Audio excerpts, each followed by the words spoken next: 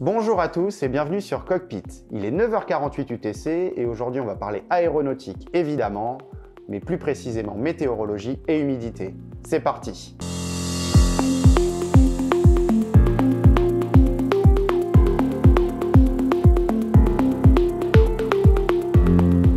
Comme toujours en début de vidéo, je t'affiche ici quelques recommandations parmi mes vidéos précédentes pour une meilleure compréhension. À l'instar de la température, l'humidité c'est extrêmement important en météorologie et en aviation. En effet, elle va jouer un rôle clé dans beaucoup de phénomènes météorologiques, mais elle va pouvoir aussi jouer un rôle sur ton aéronef, puisqu'elle va t'indiquer et elle va être à l'origine de présence de givre, que ce soit carburateur ou cellules.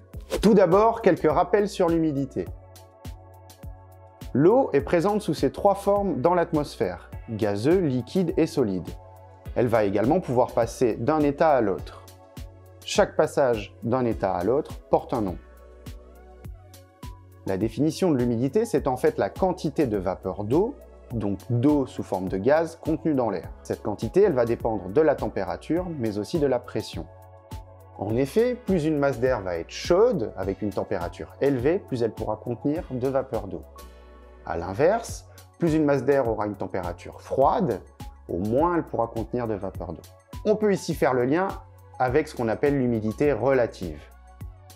L'humidité relative, c'est en fait le rapport entre la masse de vapeur d'eau présente dans l'air et la masse totale que peut contenir la masse d'air. Elle s'exprime en pourcentage. Je t'affiche ici la formule.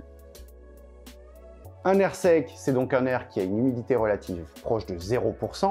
Dans les faits, ce sera plus entre 10 et 20%. Et une masse d'air humide, c'est une masse d'air qui va se rapprocher d'un taux d'humidité relative de 100%. Lorsqu'une masse d'air atteint 100% d'humidité relative, on parle alors du phénomène de saturation. Quand une masse d'air arrive à saturation, l'eau qu'elle contient sous forme de vapeur d'eau, donc sous forme de gaz, par le phénomène de condensation, va se transformer en micro-gouttelettes et donc l'eau va passer à l'état liquide. C'est à ce moment-là qu'on va pouvoir voir apparaître des nuages, du brouillard ou des phénomènes météorologiques. Approfondissons donc la saturation.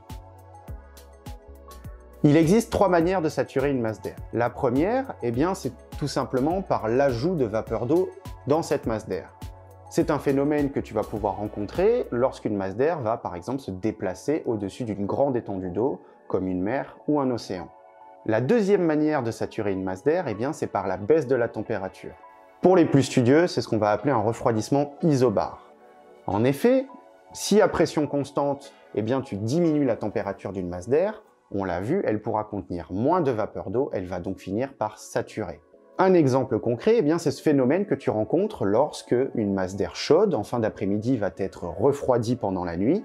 Elle va donc saturer et au matin, tu verras apparaître du brouillard ou de la brume. Ici, on va pouvoir apporter la notion de point de rosée. Le point de rosée, c'est en fait la température à laquelle, à pression constante, tu dois refroidir une masse d'air afin de rencontrer le phénomène de saturation. Il y a enfin une troisième possibilité pour saturer une masse d'air, c'est par la baisse de la température, mais également de la pression. En météorologie, on appelle ça un refroidissement adiabatique. C'est ce phénomène que tu vas rencontrer avec les mouvements verticaux des masses d'air. En effet, une masse d'air chaude au niveau du sol va prendre de l'altitude et au fur et à mesure qu'elle va s'élever, elle va baisser en température et baisser en pression, elle va donc finir par saturer. Et donc quand elle sature, la vapeur d'eau qu'elle contient se condense, on voit apparaître des micro-gouttelettes et on voit apparaître des nuages. Ici, on va retenir la notion de point de condensation. Le point de condensation, c'est en fait la température à laquelle il faut amener par un mouvement vertical une masse d'air pour qu'elle sature. C'est à cette altitude qu'on rencontre les nuages. Voilà, c'est tout pour aujourd'hui.